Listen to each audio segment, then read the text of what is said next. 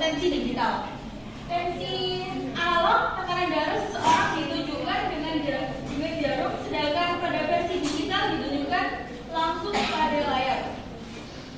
Baik, di sini saya akan melanjutkan pemaparan materi, yaitu pada stetoskop.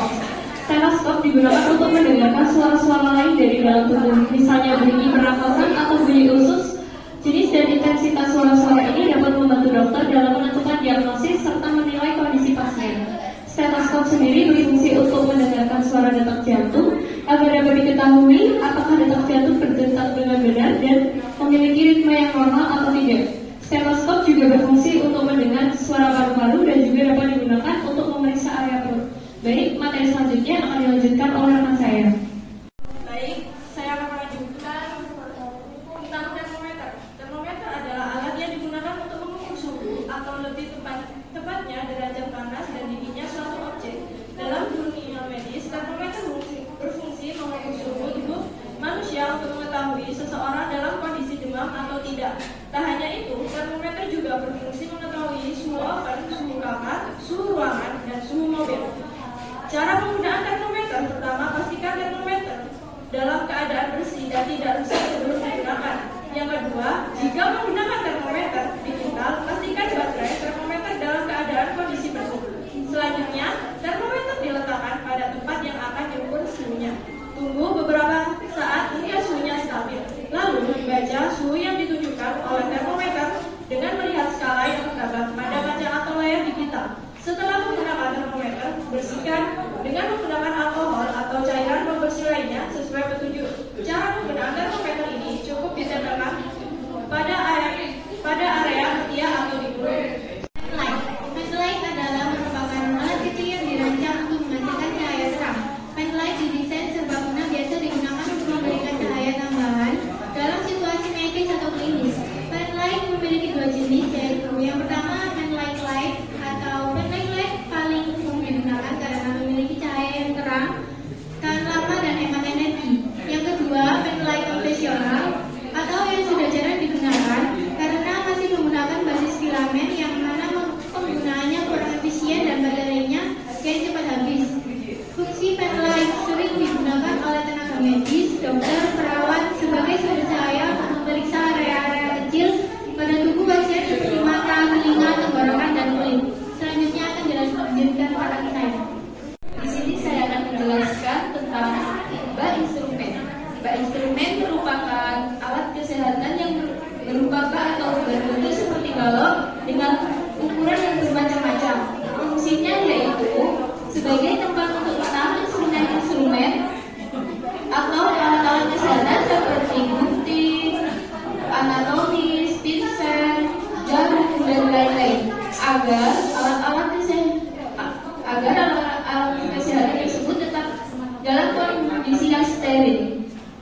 Bak instrumen tipe SH512 adalah bagi untuk meletakkan alat-alat instrumen dan peralatan medis lainnya. Gas, teknis, stel, ringan, dan anti karat. Selanjutnya saya akan menjelaskan wadah peko. Wadah peko adalah alat yang digunakan untuk menampung cairan tubuh yang keluar dari tubuh melalui pompa atau prosedur peko. Wadah peko biasanya terbuat dari plastik atau kaca dan memiliki bentuk yang melengkung agar cairan dapat mengalir dengan lancar. Tujuan peko adalah untuk menampung darah seperti pada saat operasi atau mengambil darah, menampung mesin seperti pada saat kateterisasi atau pemeriksaan urin dan menampung cairan tubuh lainnya seperti cairan pina atau cairan pleura. Alat kesehatan pada peko harus dibersihkan dan disterilkan saat menggunakan peko. Selanjutnya akan dijelaskan oleh teman saya. Baik, selanjutnya saya akan memaparkan materi tentang tourniquet. Tourniquet adalah alat yang digunakan untuk menghentikan pendarahan yang parah pada ekstremitas. Tourniquet bekerja dengan cara mengoperasi pembuluh darah di bawahnya sehingga menghentikan aliran darah ke area tersebut. Tourniquet dapat digunakan dalam berbagai situasi seperti kecelakaan, bencana alam, ataupun pertempuran.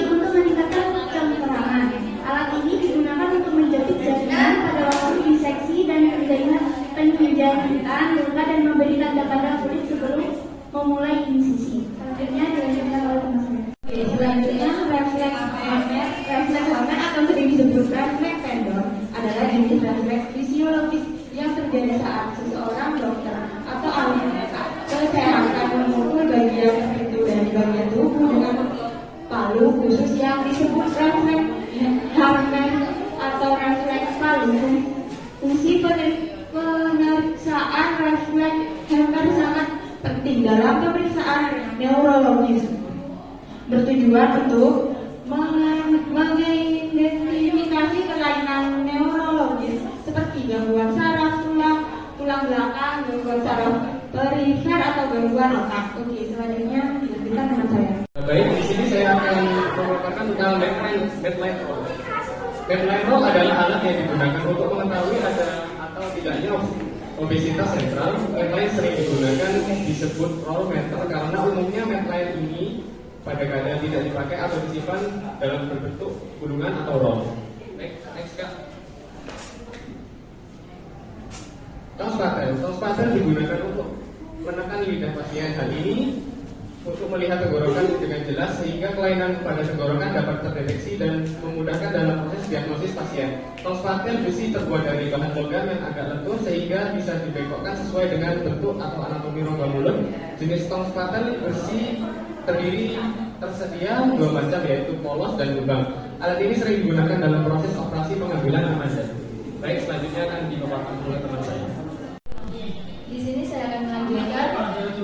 Saya akan menjelaskan tentang Benston. Benston adalah sarung tangan yang biasa dipakai oleh tenaga medis agar terhindar dari droplet pasien. Tujuan penggunaan Benston adalah untuk mencegah terjadinya infeksi silang serta mencegah terjadinya penularan kuman. Digunakan untuk keperluan bedah dan operasi.